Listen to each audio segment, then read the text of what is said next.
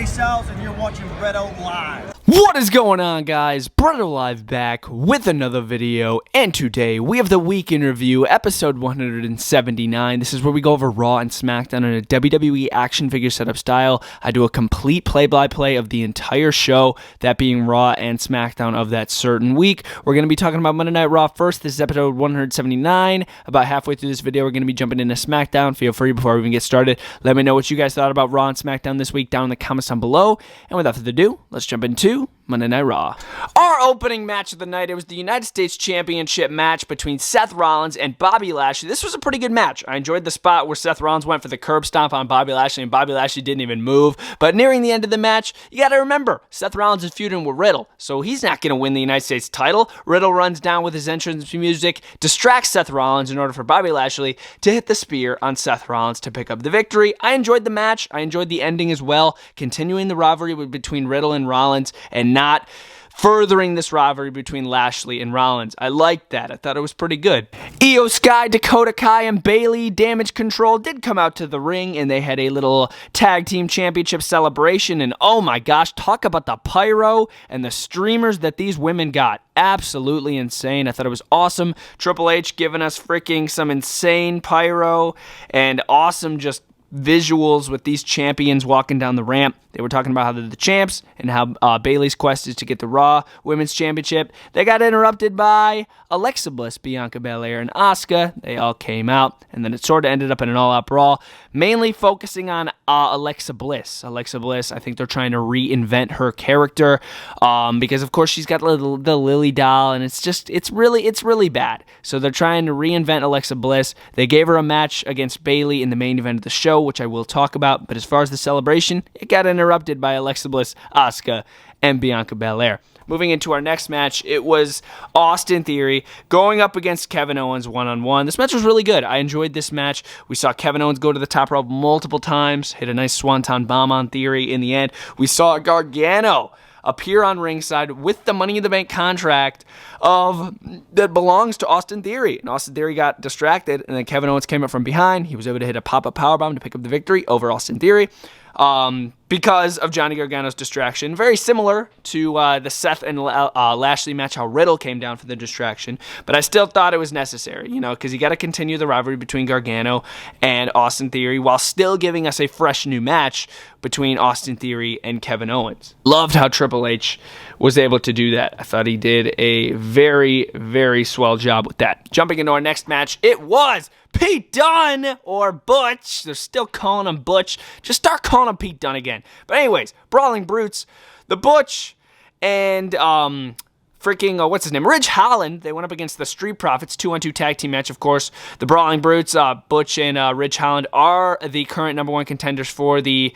SmackDown and Raw Tag Team Championships, the Undisputed Tag Titles. So if the Street Profits were able to pick up a victory over here, you gotta think that it would have gave them the number one contendership instead of the Brawling Brutes. Sheamus wasn't here, and it kind of felt a little incomplete. I wish Sheamus was here on ringside for the Brawling Brutes, because when Sheamus is there, it just feels complete. It felt a little incomplete without Sheamus. But anyways, Brawling Brutes were able to get it done. They hit a double team in the end. It was a nice kick to the side of the head by Butch, and then a power slam by Ridge Holland.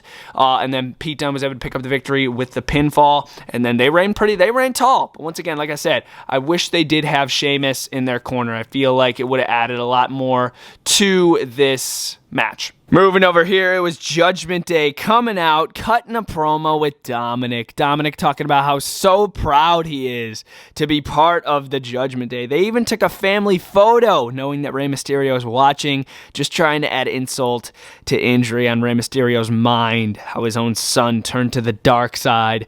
Absolutely insane. It led right to a match. Damian Priest and Finn Balor, they went up against Rey Mysterio and Riddle, 2-on-2 tag team action. The ending of this match just got really wonky because you had Seth Rollins run down, take out Riddle, and then you had Dominic distract Rey Mysterio by saying, hit me with that steel chair that Seth Rollins was just about to use. So it sort of reinvented Seth Rollins and Rey Mysterio, because remember that big Mysterio family ordeal that Rollins and Mysterio had? Oh my gosh, it brought back the memories with the eye thing and all that garbage. But anyways, Dominic Mysterio, he pressured Rey into hitting him with a steel chair. Didn't really work out too well. And then and then Finn Balor and Damian Priest were able to take advantage, send Rey into the ring, and then hit the coup de grace on him and pick up the victory over Mysterio's and Matt Riddle again.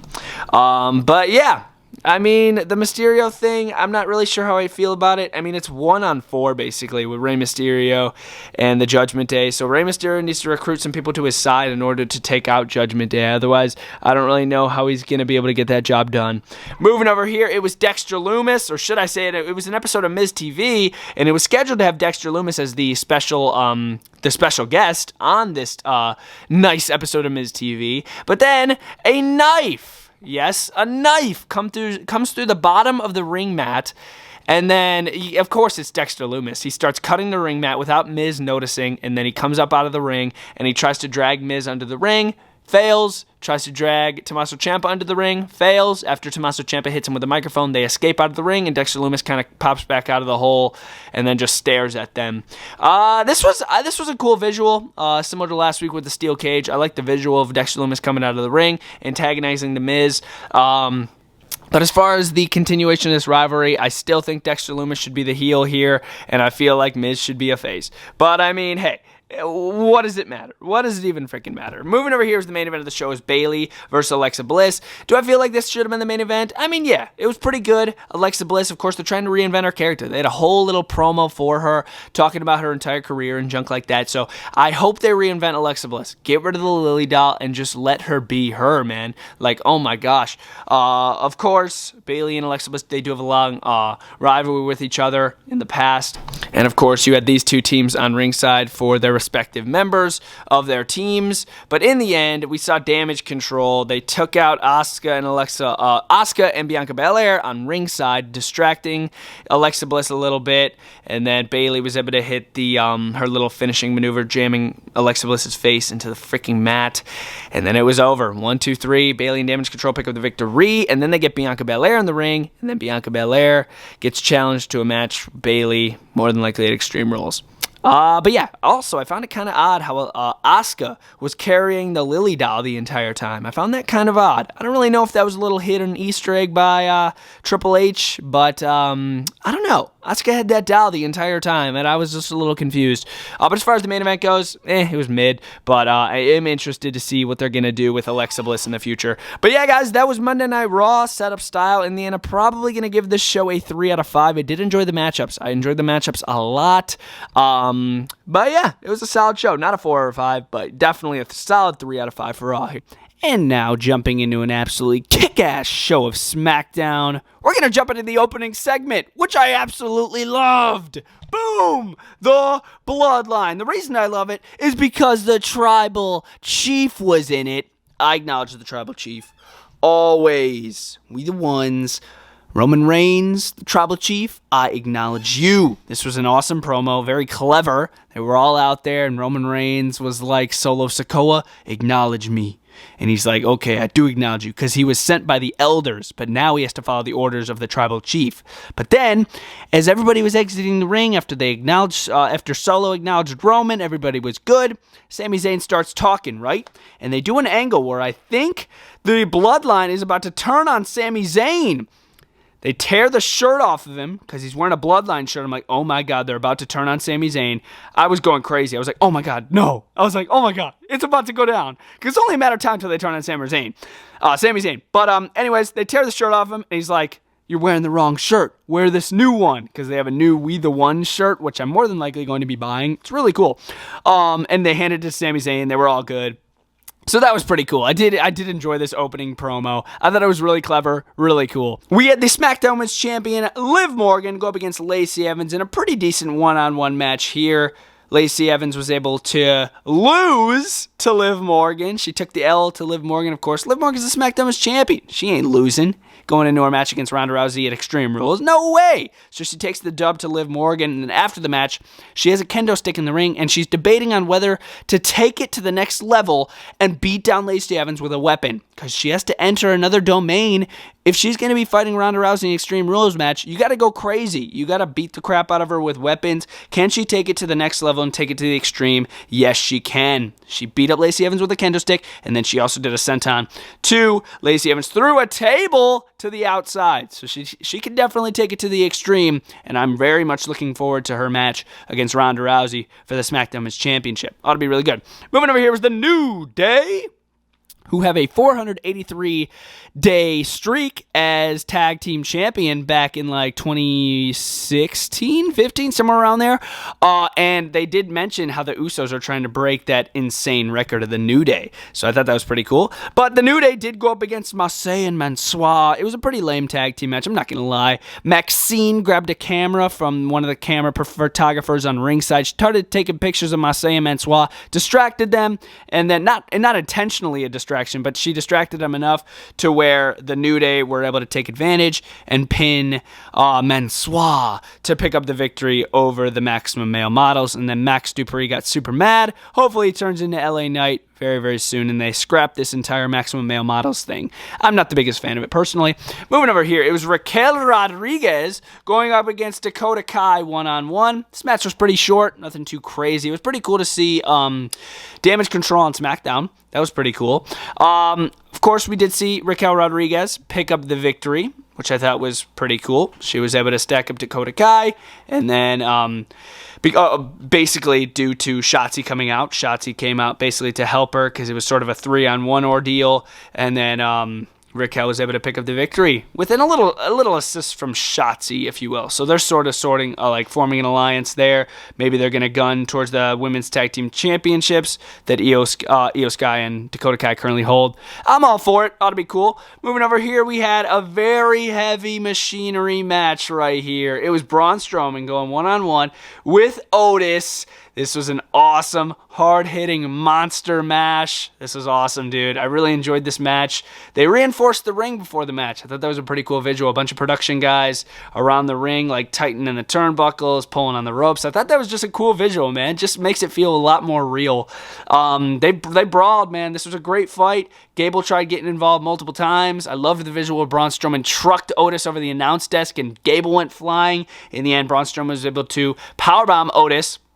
Thought it was really cool. I would have preferred a running power slam to win the match, but a freaking powerbomb is still insane. Otis is nearly 400 pounds, so that was still freaking awesome to see him powerbomb Otis right down to the mat and pick up the victory. Bring back his old theme song, please. Braun's new theme song kind of is whack, I'm not going to lie. His old theme song hits way harder. Moving over here, it was Drew McIntyre coming out to the ring, challenging Karrion Kross to a strap match at Extreme Rules. And of course, Karrion Kross accepted. Scarlett comes out, distracts Drew McIntyre. Karrion Kross attacks from behind, and Drew McIntyre is able to fend him off until Scarlett gets in the ring and low blows Drew McIntyre and shoots a fireball in his face. I'm like, what the heck's going on? So in order to take out Drew, you had to low blow him, shoot a fireball in his face, and it had to be 2-on-1. Literally. Like, I thought that was so crazy how they didn't make Drew McIntyre look bad at all. Like, he didn't look bad at all here, even though he got beat up, because he endured all that stuff, including a freaking fireball to the face. That was awesome. But yeah, Karrion Kross was able to put to sleep Drew McIntyre with a little sleeper hold, and then they sort of reigned tall there. And then it was our main event of the show. It was the Brawling Brutes, Butch and Ridge Holland. They went up against the Usos for the Undisputed Tag Team Championships. Of course, Sami Zayn and Solo Sikoa were on ringside, posing as a minor distraction for Butch and Ridge here and there. Sheamus was also on ringside. And then here comes, nearing the end of the match, and this is an amazing match, by the way, between the Usos and the Brawling Brutes. And then here comes Imperium, freaking Gunther. They run down and they just interject themselves. They take out Sheamus, distract Butch and Ridge, and then the Usos are able to take advantage, send it back in the ring, hit the 1D, 1, 2, 3. They retain their titles. Not a shocker, not surprised at all. I knew the Usos were going to retain, and I love it, man. Are they going to break the New Day's record, 483 days? I really do think they are. No joke. I really do think they are. But yeah, guys, that was SmackDown setup style. I thought both shows this week, Raw and SmackDown, kicked a lot of butt. Let me know what you guys thought down in the comments down below. Once again, No Bray Wyatt as well. Kind of an L, because it said 9/26, I believe. The day that this Friday Night SmackDown... no, 9/23, the day that this Friday Night SmackDown happened, in that little promo video with the QR code. But no Bray Wyatt. Maybe it's a time. 9/23 on Monday Night Raw is when the timer hits. You never know. What does 9/23 mean? If you guys don't know what I'm talking about, there's a little Easter egg with Bray Wyatt. But anyways, guys, that was a week in review. Once again, I'm going to give SmackDown this week probably a 4 to 5. That was a solid show, and I really hope you guys enjoyed this WWE Week in Review setup. Stay tuned for next week while we do the same thing over and over again. And I'll see you guys next time. BrettO Live out.